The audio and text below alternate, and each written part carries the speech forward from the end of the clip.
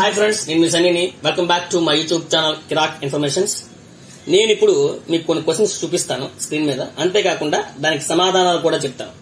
ఎందుకంటే ప్రజెంట్ చాలా మంది మహిళలు పోస్ట్ ఆఫీస్ లో ఎన్పిసిఐ అకౌంట్ ఓపెనింగ్ లేదా దానికి ఇంకో పేరు పెట్టారు, 1500 రూపాయలు పడే అకౌంట్ అంటే దాని గురించి చెప్పాలని మీకు ఈ వీడియో చేస్తున్నాను. ఫస్ట్ క్వశ్చన్ ఏంటంటే, ఆడబిడ్డ నిధి కింద 1500 రూపాయలు మహిళలకి పోస్ట్ ఆఫీస్ లో అకౌంట్ ఉంటేనే పడతాయా?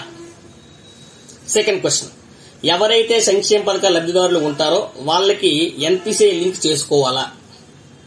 థర్డ్ క్వశ్చన్, అసలు ఎన్పిసిఐ లింక్ అంటే ఏంటి? ఫోర్త్ క్వశ్చన్, గత ప్రభుత్వంలో సంక్షేమ పథకాల డబ్బులు ఎన్పిసిఐ లింక్ లేకుండానే మీ బ్యాంక్ అకౌంట్ లో జమ అయ్యాయా? ఇవండి 4 క్వశ్చన్స్. వాటికి ఆన్సర్స్ కూడా మీకు క్లియర్ గా చెప్తాను, వినండి.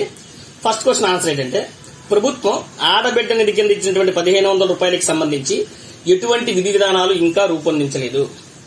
ఒకవేళ ఇచ్చినా అది మీ యొక్క ఆధార్ సీడింగ్ ఏ అకౌంట్ ఉంటే దానికి డీబీటీ పద్ధతిలో, అంటే డైరెక్ట్ బెనిఫిట్ ట్రాన్స్ఫర్ పద్ధతిలో అమౌంట్ అనేది క్రియేట్ అవుతుంది.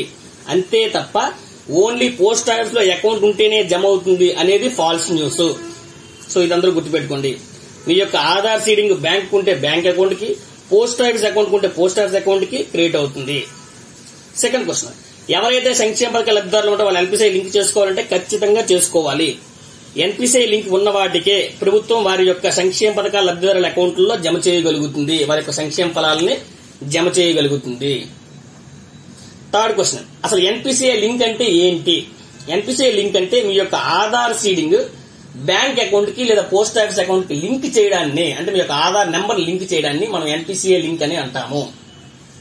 ఫోర్త్ క్వశ్చన్, అంటే గత ప్రభుత్వంలో ఎన్పిసిఐ లింక్ లేకుండా డబ్బులు పడ్డాయా అంటే, ఎన్పిసిఐ లింక్ ఉన్న వాటికే గత ప్రభుత్వంలో, అంటే వైఎస్ జగన్మోహన్ రెడ్డి గారి ప్రభుత్వంలో అన్ని పథకాల డబ్బులు జమ అయ్యాయి. అందుకే ఆయన క్లియర్ గా బటన్ నొక్కి అందరి అకౌంట్ లో వేయగలిగారు. ఎందుకంటే ఎన్పిసిఐ లింక్ లేకుండా అది సాధ్యం కాదు. సో రాష్ట్రంలో అతి తక్కువ మందికి ఎన్పిసిఐ లింకింగ్ లేదు అని మన పేపర్ లో కూడా చూస్తున్నాం. వాళ్ళు మాత్రం పోస్ట్ ఆఫీస్ బ్యాంక్ అకౌంట్ కు మాత్రం వెళ్లి మీరు ఎన్పిసిఐ లింక్ అకౌంట్ ఓపెన్ చేస్తే సరిపోతుంది.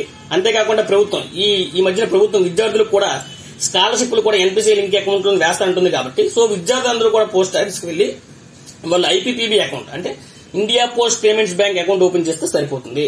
దానికి మీ యొక్క ఆధారు, మొబైల్ నెంబర్ ఉంటే పోస్ట్ ఆఫీస్ వాళ్ళు మీ అకౌంట్ ఓపెన్ చేస్తారు. దీన్ని మీరు phone pay, Google pay and Paytm లో కూడా మీరు వాడుకోవచ్చు. అంటే యూపీఐ గా కూడా మీరు దీన్ని వాడుకోవచ్చు లింక్ చేసుకుని.